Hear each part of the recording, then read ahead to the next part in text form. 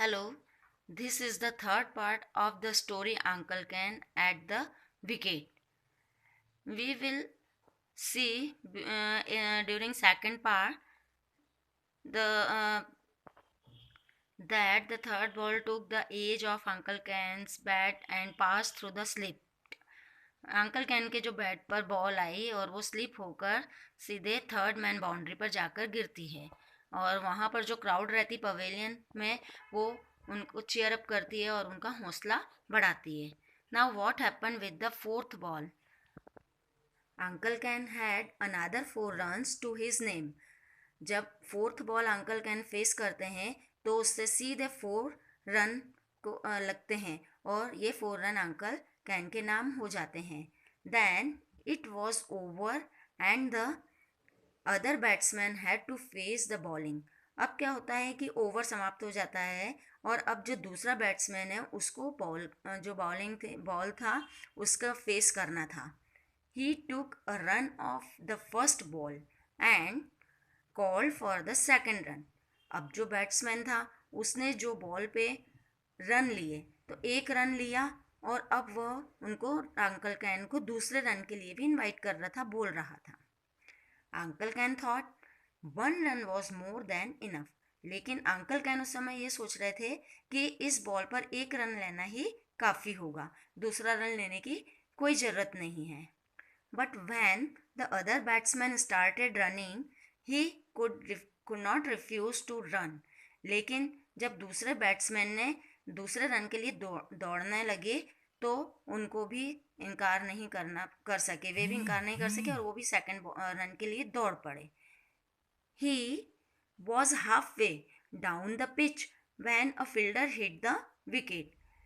जब वो पिच के हाफ वे में थे, मतलब आधे रास्ते में थे, तभी एक फील्डर ने बॉल सीधे विकेट पर हिट की, विकेट पर मारी.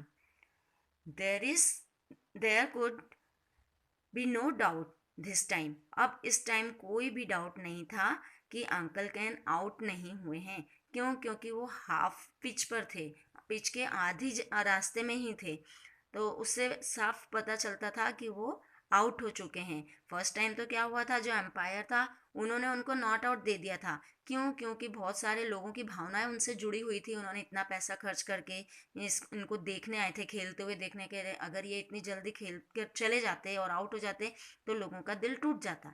लेकिन अब यहाँ पर वो कोई भी एक्सक्यूज़ नहीं दे सके और uncle can was run out. और इस तरह से अंकल कैन जो सीधे क्या हो गए, रन आउट हो गए और उनको रन आउट अंपायर को देना भी पड़ा. Uncle Ken return to the pavilion to the sympathetic applause of the crowd. अब जो अंकल कैन थे, लोगों की तालियों के गड़गड़ाहट के बीच अब उन्हें कहाँ जाना पड़ा, पवेलियन वापस जाना पड़ा. Not his fault sad the elderly gentleman. वहाँ पर पवेलियन में एक वृद्ध सज्जन बैठे हुए थे. उन्होंने अंकल कैन से कहा कि आपका फॉल्ट नहीं था, आपकी कोई गलती नहीं थी. The other batsman should not have tried to take 2 runs. जो दूसरा बैट्समैन था उसको दूसरा रन लेने की कोशिश नहीं करना चाहिए थी, सारी गलती उसी की है. There was not a run there. वहाँ पर रन लेने की कोई ज़रूरत नहीं थी. तो ये सब गलती उसी की है, बैट्समैन की, आपकी कोई गलती नहीं है. उन्होंने अंकल कैन से ऐसा कहा. Uncle can enjoyed a hearty tiffin. अब गेम ओवर होने के बाद अंकल कैन ने एक अच्छा बड़ा लंच का लुत्फ उठाया, आनंद उठाया. Then he slipped out of the stadium. और फिर वो स्टेडियम से बाहर निकल गए खाना खाने के बाद. Took a tonga and reached aunty Emily house. अब उन्होंने वहाँ से बाहर से एक टांगा पकड़ा. टांगा मीन्स एक घोड़ा गाड़ी, जैसे बैलगाड़ी होती है ऐसे एक घोड़ा गाड़ी होती है जिसको टोंगा बोलते हैं. उन्होंने टोंगा पकड़ा. ये क्या होता है, पिछले टाइम पुराने टाइम में तांगे चला करते थे, जो घोड़ा एक गाड़ी को खींच के ले जाया करता था. तो ये उसमें बैठे और सीधे आंट एमिली के घर पहुँचे. He was just in time for the second lunch with aunt Emily's family.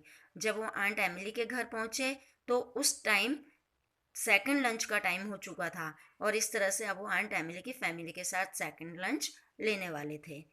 It was presumed at the stadium that Bruce Hallam had left early to catch the train to Allahabad.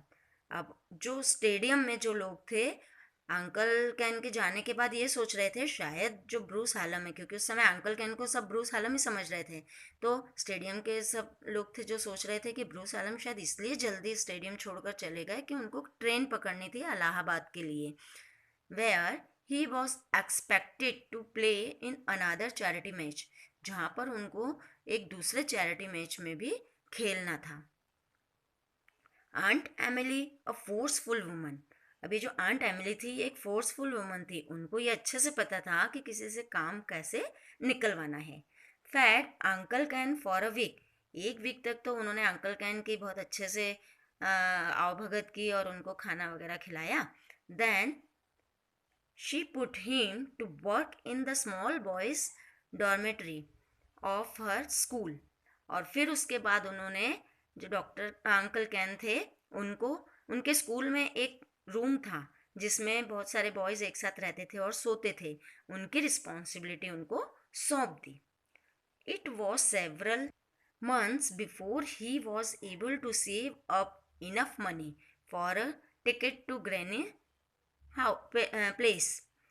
अब बहुत महीनों के बाद uncle can ने enough money मतलब इतनी money इकट्ठी कर ली कि वो टिकट लेके सीधे अब अपने ग्रैनी प्लेस मतलब जहाँ से वो आए थे वहाँ पर जा सकें.